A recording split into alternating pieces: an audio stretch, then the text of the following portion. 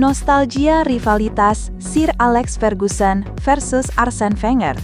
Perseteruan yang berakhir dengan sebotol anggur.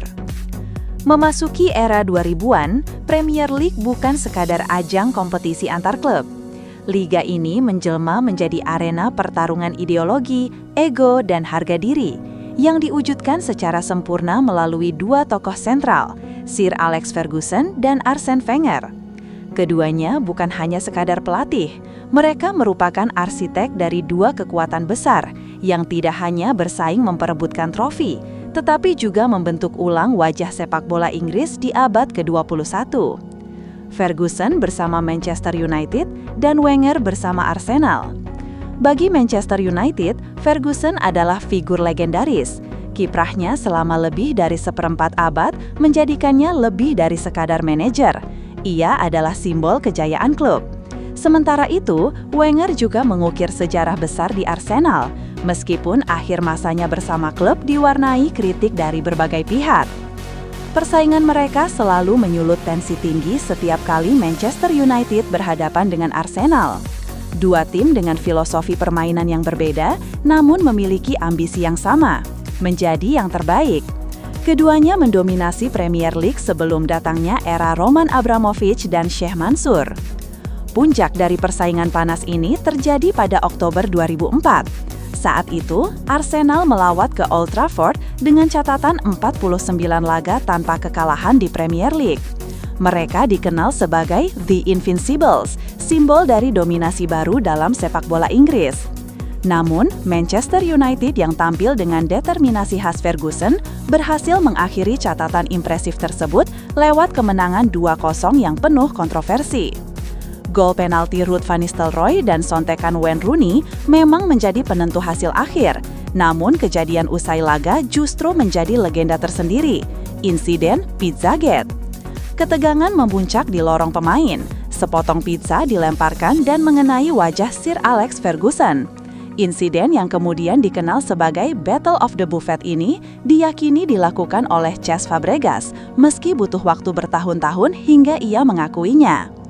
Ketika saya tahu apa yang terkena lemparan saya, seperti pada siapa lemparan saya terkena, dan saya tidak bermaksud. Saya meminta maaf kepada Sir Alex Ferguson, sungguh saya tidak bermaksud, kata Cesc Fabregas pada Tribble Football.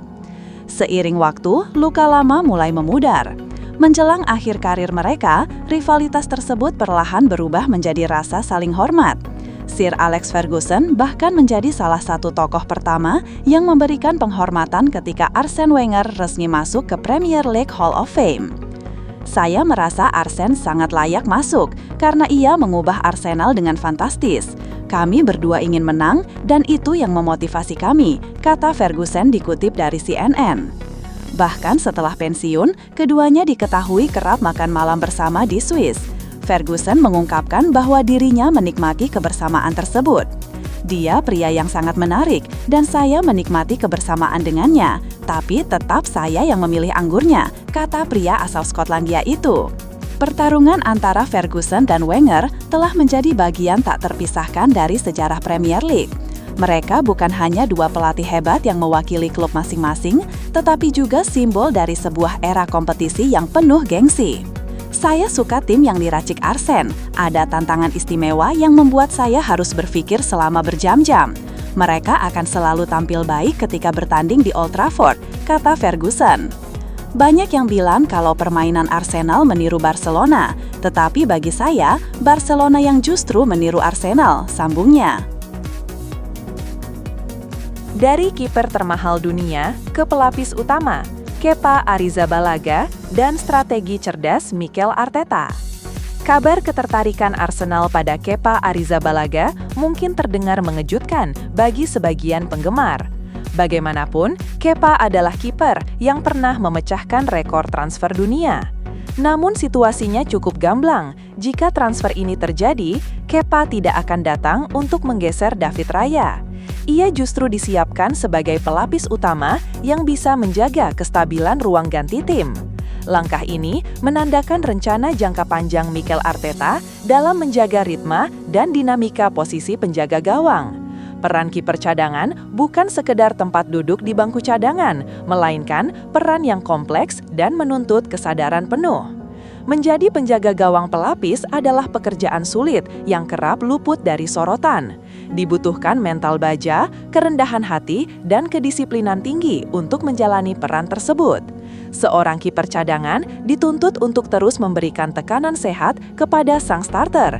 Namun, ia juga harus tetap menunjukkan dukungan penuh tanpa memicu konflik internal. Jika tidak dikelola dengan baik, dinamika ini bisa menimbulkan ketegangan yang merusak keseimbangan tim. Ketika peran ini dijalankan dengan benar, klub bisa menikmati efek domino positif. Persaingan sehat, standar latihan yang meningkat, dan jaminan performa solid jika diperlukan. Ketidakpastian posisi bisa jadi bumerang, terutama dalam hal penjaga gawang. Banyak kasus menunjukkan bahwa ketidaksesuaian ekspektasi antara pemain dan klub justru menimbulkan kekacauan. Arsenal pun pernah merasakannya. Kasus Aaron Ramsdale dan Bernd Leno yang berakhir dengan kepindahan Leno serta transisi mendadak dari Ramsdale ke Raya menunjukkan pentingnya komunikasi yang jelas sejak awal. Newcastle kini berada di jalur serupa. Ketertarikan mereka pada James Trafford bisa memicu dilema baru dengan Nick Pope. Ini bisa terjadi jika Eddie Howe tidak mengatur dinamika ruang ganti secara hati-hati. Pengalaman menunjukkan bahwa kesuksesan duet kiper sangat tergantung pada kejelasan dan komunikasi terbuka. Kiper pelapis perlu tahu peran mereka, peluang bermain, dan harapan klub terhadap mereka. Sergio Romero di Manchester United adalah contoh ideal. Ia tahu dirinya bukan pilihan utama di atas David De Gea, tapi tetap menjaga standar tinggi dan profesionalisme selama 6 tahun di klub. Romero tidak hanya tampil impresif saat diberikan kesempatan, tetapi juga membantu De Gea menjaga performa tertinggi berkat persaingan sehat dan sikap tanpa ego. Dengan mendatangkan Kepa, Arsenal tampaknya ingin menciptakan situasi serupa di belakang David Raya. Kepa tidak diboyong untuk merebut posisi, melainkan untuk menjaga kualitas dan tekanan internal di level optimal. Raya adalah pilihan utama Arteta, dan status itu tidak sedang dipertanyakan. Namun, jika performanya menurun, pintu akan terbuka untuk Kepa yang harus selalu siap menjawab tantangan. Transfer ini bukan tentang status, melainkan soal kestabilan. Jika semua berjalan sesuai rencana, Kepa bisa jadi aset tak terduga yang mendongkrak standar skuad Arsenal musim depan.